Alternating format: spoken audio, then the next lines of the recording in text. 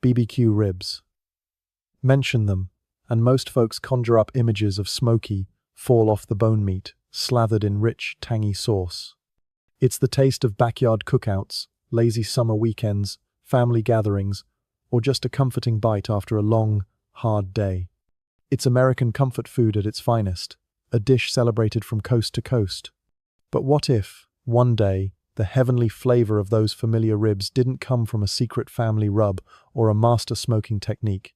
What if it came from a dark secret, a truth so horrifying you'd never dare to eat anything again? Our story begins in a quiet, windswept town in the heart of Kansas. Smoky Joe's BBQ, a celebrated smokehouse and restaurant, was practically a landmark in Wichita, Kansas. Located right on the main avenue, Smoky Joe's wasn't just a place to eat. It was an institution, a symbol of local culinary excellence, a trusted spot for athletes, politicians, and tourists alike, visiting from all corners of the country. At its helm was Sarah Jenkins, a woman in her early 60s with neatly pinned silver hair and sharp, no-nonsense eyes. She was a woman of few words, known for her stern demeanor, but her hands-crafted ribs whispered to be the best in the Midwest.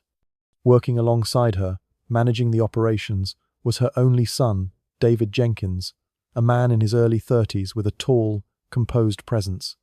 In stark contrast to his mother, David had a gentle, amiable nature that made him well-liked by everyone. He was utterly devoted to his wife, Emily Clark. Emily was a vibrant, beautiful, and modern young woman, a popular lifestyle and food influencer on social media.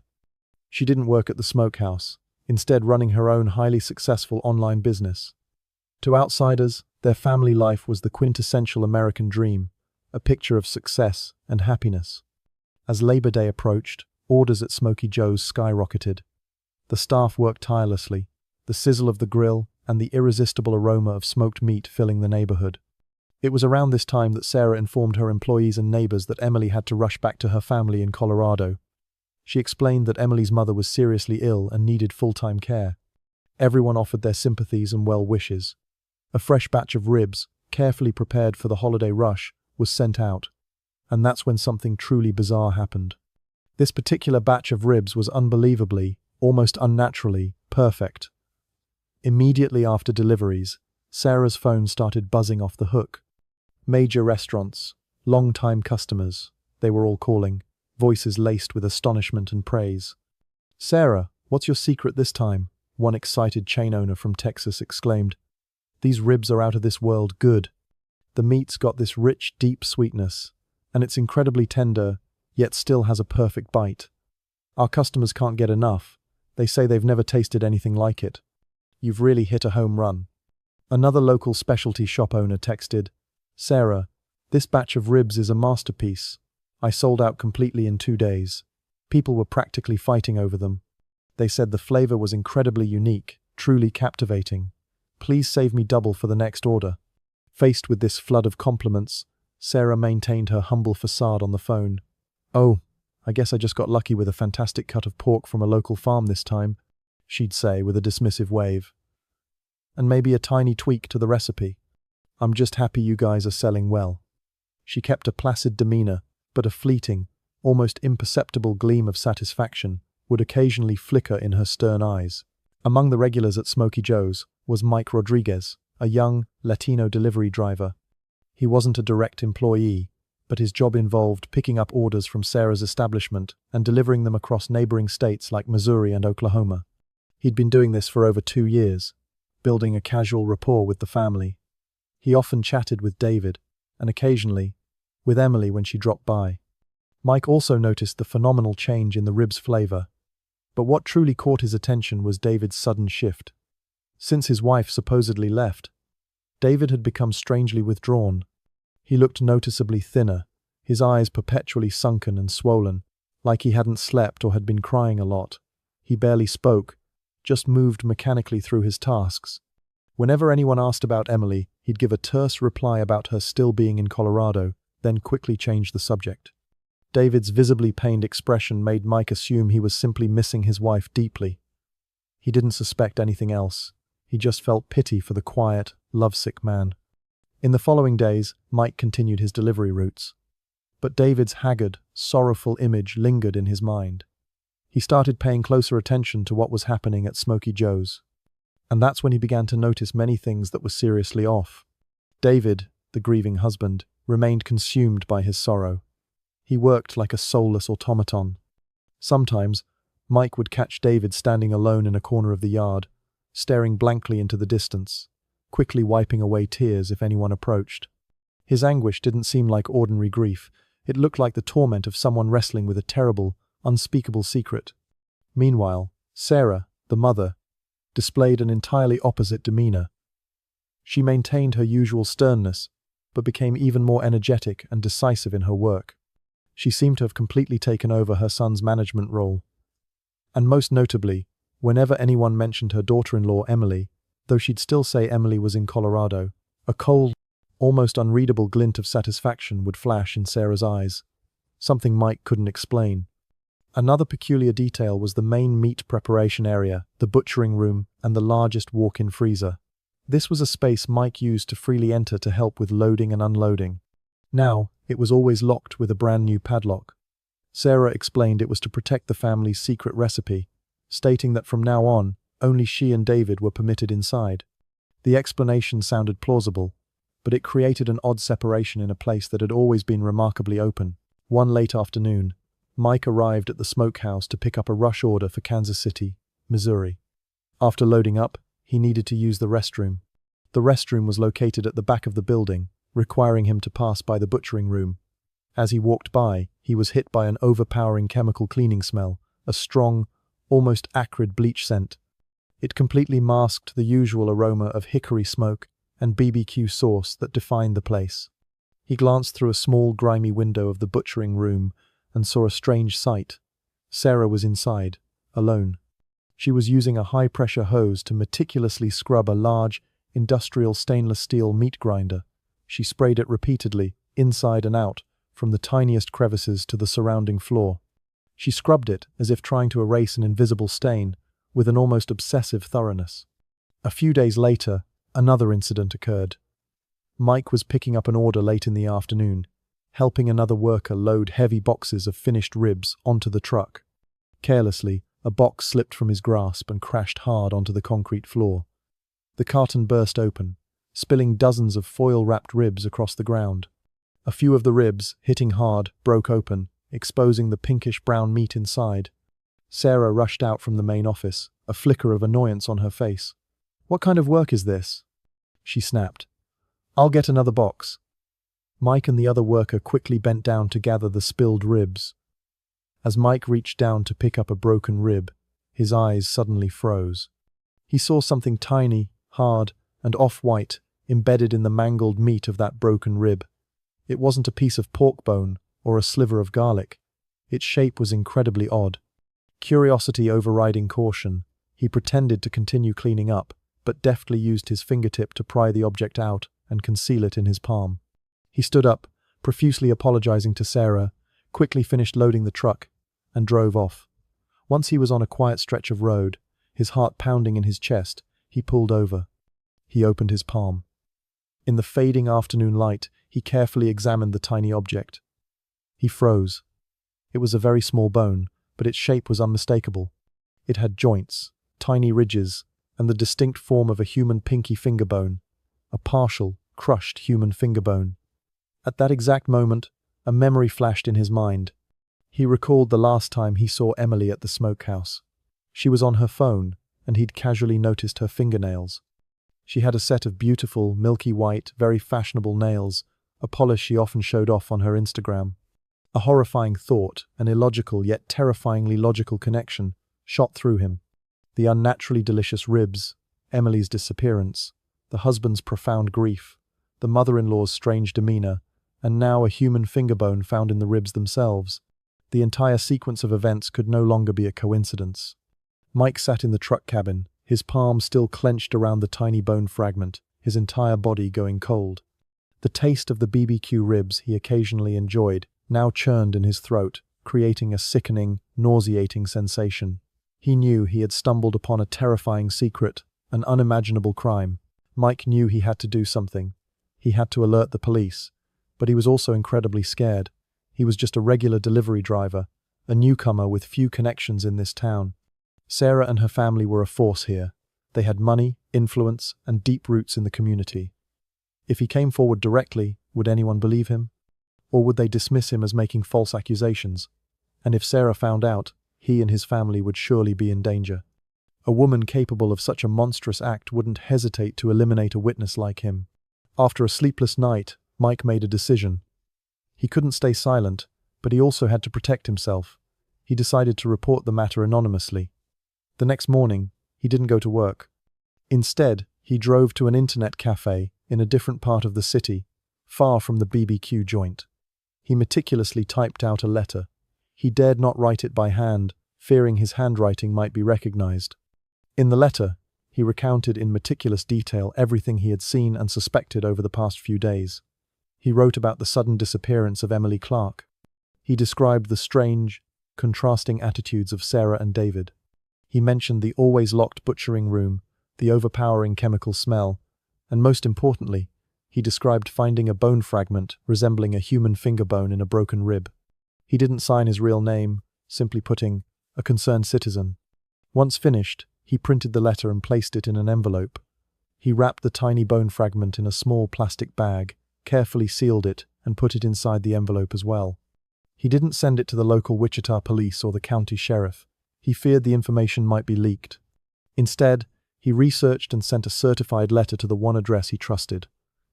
The office of Special Agent John Miller, Head of Criminal Investigations, at the Kansas Bureau of Investigation, KBI, in Topeka.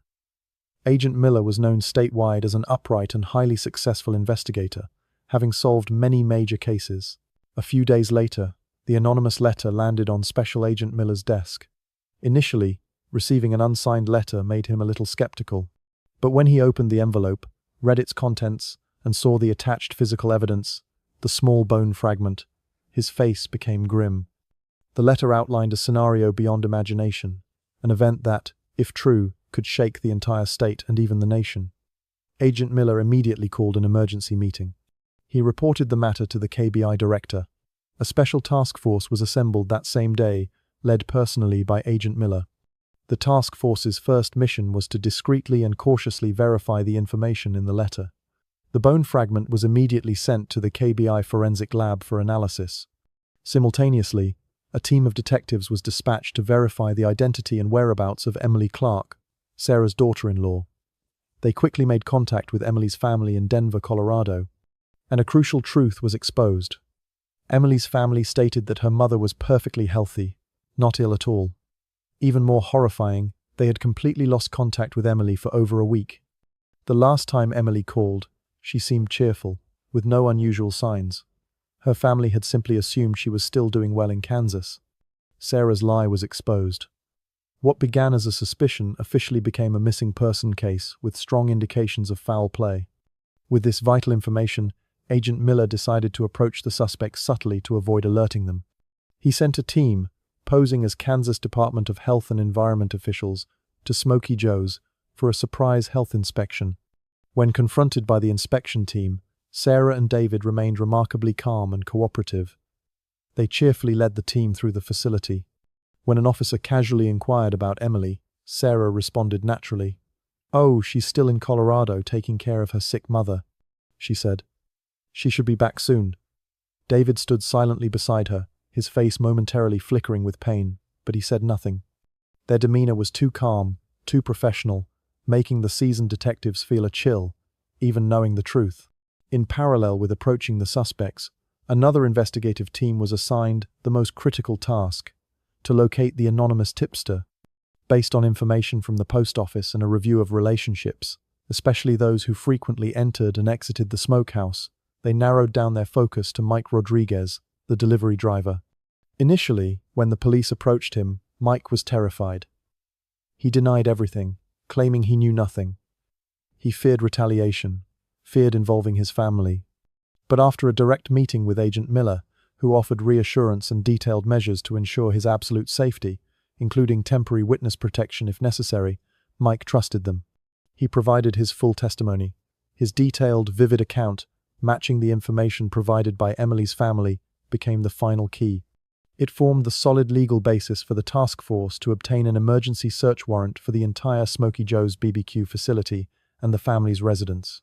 The real confrontation, the horrifying unveiling of the secret, was about to begin. The forensic analysis results from the KBI lab had arrived. The small bone fragment Mike found was confirmed to be a human finger bone. Mike's testimony and Emily's family's statements, combined with the scientific evidence, formed an unassailable legal foundation. The emergency search warrant for Smoky Joe's and the family's home was immediately approved by the Kansas District Attorney's Office. Special Agent John Miller knew this was the decisive moment. He mobilized a large force, including the most elite investigators from the Homicide Squad, Forensic Crime Scene Unit, and State Patrol, to ensure the search was conducted safely and effectively. One morning, just as Smoky Joe's was starting a new workday, dozens of police vehicles converged from two directions, quickly surrounding and cordoning off the entire area. State Patrol officers, armed, stood guard at all entrances and exits, allowing no one in or out. The bewildered workers inside were asked to cease operations and gather in a separate area for questioning. Sarah and David, upon seeing the overwhelming police presence, could no longer maintain their composure. Both their faces turned ashen. Sarah tried to question the officers, but no one answered. They were separated into different areas for investigation, given no opportunity to communicate. The Forensic Crime Scene Unit, led by the state's top forensic experts, began their work. Dressed in full protective suits, carrying specialized equipment, they split into multiple teams to simultaneously examine key areas. The first team focused on the butchering room, believed to be the primary crime scene. The room appeared clean, but when the experts activated specialized UV lights and sprayed luminol onto the surfaces, a horrifying sight was revealed. Under the eerie blue glow of the chemical, countless bloodstains had splattered across the walls, ceiling, and coated the massive industrial meat grinder. The blood had been meticulously cleaned, invisible to the naked eye, but it couldn't evade science. On the spot, rapid tests confirmed it was human blood. The experts meticulously disassembled each part of the grinder. Deep within its crevices and on its blades, they found numerous tiny human bone fragments, pulverized into dust. They also discovered long, brown hair strands that matched Emily's hair color, and even a tiny shard of a stone bracelet that her family had described. This crime scene alone was enough to prove that a human body had been processed here. Meanwhile, the second team searched the family's residence. In David and Emily's bedroom, they found no signs of a struggle. But when they checked electronic devices, they discovered that Emily's phone, laptop, and all her personal identification documents had mysteriously vanished. This contradicted Sarah's story that Emily had left in a hurry for her family. No one traveling for an emergency would leave behind such crucial personal belongings. The search continued, but after many hours, they still hadn't found Emily's body or any large body parts. This led the task force to a terrifying hypothesis. Could the entire body have been ground up and mixed into the BBQ ribs? With undeniable evidence mounting, Agent Miller decided to directly confront Sarah. In the interrogation room, Sarah sat silently. Her usual benevolent expression had vanished, replaced by a cold, resigned look. Agent Miller placed crime scene photos on the table. "Can you explain these human bloodstains in the butchering room and these bone fragments, Sarah?" he asked. Sarah looked at the photos, exhaled slowly, her shoulders slumping. She knew it was over. She began to cry, tears tracing paths down her wrinkled face. She recounted a tragic story. She claimed that she and her daughter-in-law, Emily, had irreconcilable differences. Emily was a modern woman, accustomed to city life, unsuitable for the traditional ways of a family business like theirs. Emily wanted to move out, wanted David to leave the smokehouse for another job, and even wanted to sell a portion of the business to fund her own ventures or convert it into a fast food chain. Sarah claimed she had tried to reason with her daughter-in-law many times, but to no avail. The conflict escalated to a breaking point that fateful evening. During an argument, Emily had spoken disrespectfully, insulting Sarah and the entire Jenkins family. In an uncontrollable fit of rage, Sarah pushed Emily hard. Unfortunately, Emily lost her balance and fell backward, hitting her head violently on the metal edge of the meat grinder. She collapsed to the floor, motionless. Sarah rushed over in a panic, but it was too late. Emily was dead. Overwhelmed by fear, and not wanting her only son, David, to be implicated, she decided to conceal the crime alone. She conceived of the method to dispose of the body, using the very meat grinder that had caused her daughter-in-law's death. She claimed she did everything by herself that night. Only after she had finished the gruesome task did she lie to her son, telling him Emily had left for her family in Colorado. She asserted that David was completely innocent and knew nothing about the incident until everything was done. Her confession sounded sincere, a tale of a mother driven to extreme measures by love for her child. Sarah's confession was fully recorded. In theory, the case seemed solved. The perpetrator had confessed, and the crime scene and method were clear. However, in the task force's meeting room, there was no sense of relief. Special Agent John Miller sat in silence, his deep-set eyes intently fixed on the whiteboard where the case details were systematically pinned. Sarah's confession seemed perfectly logical. A mother-in-law and daughter-in-law with escalating conflicts, a heated argument, an accidental fatal push, and then a panicked attempt to dispose of the body to protect her only son. Everything seemed consistent with typical psychological reactions. But there was one single detail, that made Agent Miller and his most seasoned investigators feel that something wasn't quite right: the disposal method itself. It was highly improbable that a woman in her 60s, no matter how angry or panicked, could single-handedly carry out such a gruesome and methodical act. Dissecting a body, and then using an industrial grinder to pulverize it, would require not only an extreme level of cold-bloodedness, but also significant physical strength. Furthermore, the idea of mixing the remains into BBQ ribs for disposal didn't sound like a spontaneous thought born of fear. It sounded like a premeditated plan, a scheme designed to meticulously erase all traces. Agent Miller concluded that Sarah Jenkins might be a part of the crime, but she couldn't be the sole perpetrator. And her confession, taking all the blame upon herself, didn't seem like remorse but rather a final attempt to shield someone else. And that someone else was none other than her son, David Jenkins. A new line of investigation was launched. Instead of focusing solely on the crime scene, the task force began to delve deeply into the financial situation and relationships of all members of the Jenkins family. A team was assigned to review all bank accounts, loans, and business activities of Sarah, David, and the victim, Emily. Initial results showed Smoky Joe's BBQ was financially sound, with no signs of debt. But when examining David's personal financial activities, investigators discovered several irregularities.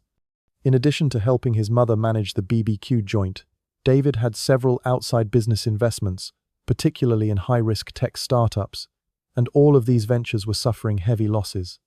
He was in debt for several $1 million from various sources, including high-interest loan shark-type loans. This indicated that David was under immense financial pressure, a strong potential motive for murder. The investigation went deeper. Detectives reviewed David's recurring expenses over the past 2 years and discovered a large payment made regularly each quarter to a major life insurance company. A professional hunch told the investigators this was a critical clue. They immediately sent a subpoena to the insurance company, requesting information about any policies related to David Jenkins. A few days later, the information from the insurance company arrived, and its contents completely changed the dynamics of the case. According to their records, nearly a year prior, David Jenkins had purchased a life insurance policy for his wife, Emily Clark. The unusual part was the policy's extremely high value, $10 million. And in the section for the sole beneficiary in the event of the insured's death, the name clearly written was David Jenkins, the victim's husband. This discovery hit the task force like a lightning bolt. The motive for the case was no longer a simple mother-in-law, daughter-in-law conflict. It had become a premeditated murder plot to claim a massive insurance payout. The fact that the policy was purchased nearly a year before indicated that this plan had been prepared and calculated for a long time, not a spontaneous act of rage. Sarah's confession now revealed its true nature. It was an elaborate charade. She wasn't confessing out of remorse. She was trying to take the fall for her son.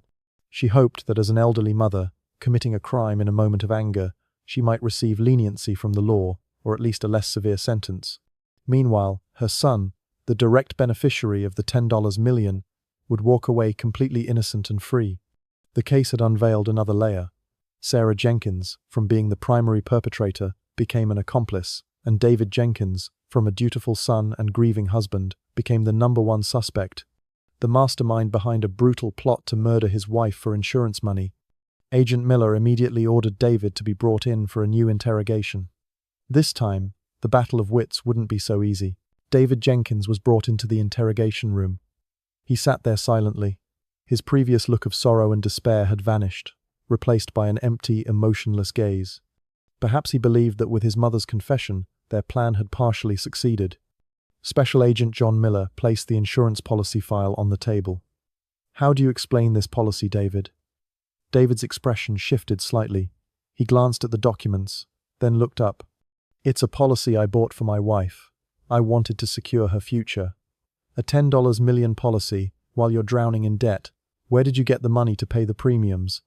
Agent Miller's sharp, logical questions began to fluster David. He couldn't provide a reasonable explanation. Finally, when he could no longer deny it, David Jenkins broke down. He began to confess the entire gruesome crime. He admitted that he and his mother had conspired to murder his wife for the insurance money.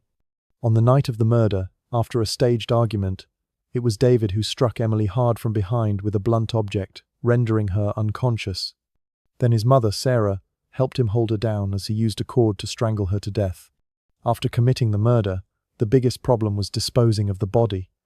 David confessed that it was his mother who proposed the disposal method. She said the safest way was to make it completely disappear, to blend it into something no one would ever suspect, the BBQ ribs. They dragged Emily's body into the butchering room. The steel door was locked shut. Under the flickering yellow lights of the smokehouse, the barbaric process began. With chilling composure, David, the son, used the sharp butcher knives he routinely used to prepare pork, and began to dismember his own wife's body. The gruesome sound of chopping through bone and flesh echoed horrifically in the confined room. Sarah, the mother, far from being scared, stood by, calmly directing her son on how to make clean cuts, how to separate the meat from the bones, to easily feed it into the grinder. After many hours, the entire body had been reduced to many small pieces. They placed everything into large stainless steel tubs, blood pooling on the concrete floor. Next, they started the massive industrial meat grinder. The machine roared to life, shattering the deathly silence of the night. Sarah, wearing gloves, calmly took each body part, feeding them one by one into the grinder's maw. The machine operated at full power, its razor-sharp steel blades spinning furiously, pulverizing everything from flesh, tendons, internal organs, to bones. The entire body of a human being was transformed into a reddish-pink, unrecognizable pulp. After the grinding was complete, they didn't stop there. Sarah went to the walk-in freezer and retrieved hundreds of pounds of prepared pork shoulder and pork skin. They dumped all that pork into the terrifying mixture. They added peeled garlic, fresh chilies, black pepper, and the family's secret blend of spices, including their signature dry rub for BBQ. Then they turned on the industrial mixer. The giant mixer rotated steadily, blending everything into a single, massive batch of BBQ rib material, appealingly pink, and emitting the characteristic aroma of spices. This ingredient was then taken to the outer production area, where workers would use it the next morning to season and smoke into finished BBQ ribs. The unusually rich, sweet, and robust flavor of that batch of ribs came directly from this grotesque source. But in his despair, David confessed to another secret. He revealed that this wasn't the first time his mother and he had done something like this. Years ago, his father, Joseph Jenkins Sr., had also died in what was deemed a work accident at the smokehouse, but David disclosed that it was a murder orchestrated by his mother, Sarah. His father had been having an affair and intended to divorce her, also planning to sell a portion of the business.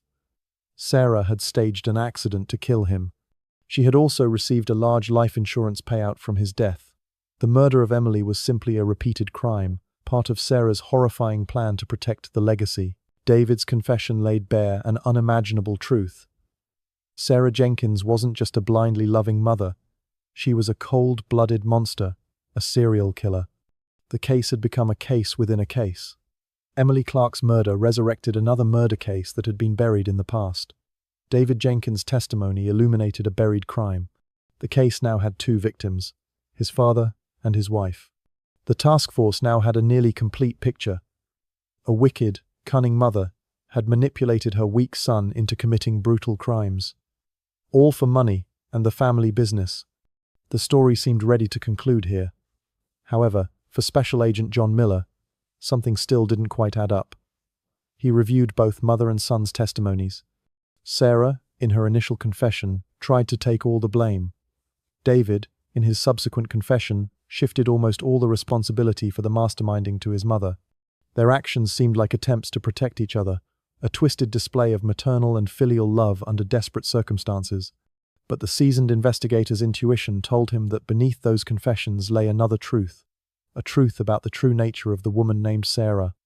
He believed that if someone could coldly plan the murder of her husband and then her daughter-in-law, her love for her son also needed to be re-evaluated carefully. Agent Miller issued a final command. He ordered a team to return to Sarah's home to conduct another search, a more meticulous and detailed one, focusing particularly on her personal belongings. Look for anything that might reveal this woman's true thoughts, he instructed. The detectives returned to the scene. This time, they left no detail unchecked. They examined every book, every drawer. And then, in an old wooden box tucked carefully under Sarah's bed, beneath faded family photos, they found something no one expected. It was a handwritten letter, placed in a carefully sealed envelope. On the outside of the envelope were the words, "To my son, David. Only read when Mom is gone." The letter was immediately brought back to the task force. Agent Miller carefully opened it. Its contents revealed Sarah's true face, a chillingly cold and utterly ruthless persona. The letter was not a loving farewell from a mother. It was a meticulously planned blueprint, a clear and calculated set of instructions. In the letter, she instructed her son on what to do after she had been arrested and taken the blame. He was to appear heartbroken and remorseful. He was to claim he was coerced and manipulated by his mother. He was to shift all blame to his departed mother, implying she would be imprisoned and no longer free. She wrote, "Mom is gone, so she has nothing left to lose. But you must live. You are the future of Smoky Joe's." She even provided detailed instructions on how he could legally claim the $10 million insurance money. She advised him to use that money to hire the best lawyers, to lobby and influence, to ensure he would receive the lightest possible sentence, or even early parole. And then, at the end of the letter, she revealed her true motive. It wasn't blind maternal love. She wrote, "Your father was a destroyer, and your wife was a venomous snake. They only wanted to tear down the empire I spent my entire life building. I did all of this not just for you, but to protect this BBQ joint. It is my passion, my very life. Later, when you get out of prison, you must take over and make it even greater. Remember my words. Family is temporary. This legacy is forever." This letter was the final, conclusive piece of evidence, completing the horrifying picture of a sophisticated and utterly remorseless criminal mind. With the letter as irrefutable evidence, law enforcement quickly gathered enough proof to charge both Sarah Jenkins and David Jenkins with first-degree murder and disposal of a body. The case swiftly moved to trial. In court, the horrific details of how Emily Clark was murdered and subsequently dismembered and disposed of sent shockwaves not just through Kansas, but across the entire nation. National news channels like CNN, Fox News, and MSNBC provided extensive coverage of the Wichita BBQ horror case. Major newspapers like the New York Times and the Washington Post ran in-depth articles. Smoky Joe's, once a local pride, now became a symbol of disgust. Infamously dubbed human ribs. Restaurants and distributors who had once praised the exquisite flavor of that special rib batch faced a massive backlash and intense criticism from consumers. Many people reported feeling nauseous as the realization dawned on them what they might have consumed. Sales of BBQ products across the country were negatively impacted for a time. Smoky Joe's was immediately sealed off and declared bankrupt. Sarah Jenkins was sentenced to life imprisonment without the possibility of parole or the death penalty, depending on specific Kansas law at the time of the fictional crime, a rare sentence for an elderly woman. She maintained her chilling composure until the very end, showing not an ounce of remorse. David Jenkins, despite being an accomplice and a co-mastermind, thanks to his blame the mother testimony and the skilled lawyers hired with the very insurance money he stood to gain, received a lighter sentence, life imprisonment with the possibility of parole after 25 years. He was sent to a federal penitentiary. The case became a grim lesson in greed, moral decay, and the horrifying secrets hidden beneath a veneer of respectability. It forever remains a dark stain in the annals of American culinary and criminal history, a stark reminder that sometimes heavenly flavors can truly come from hell.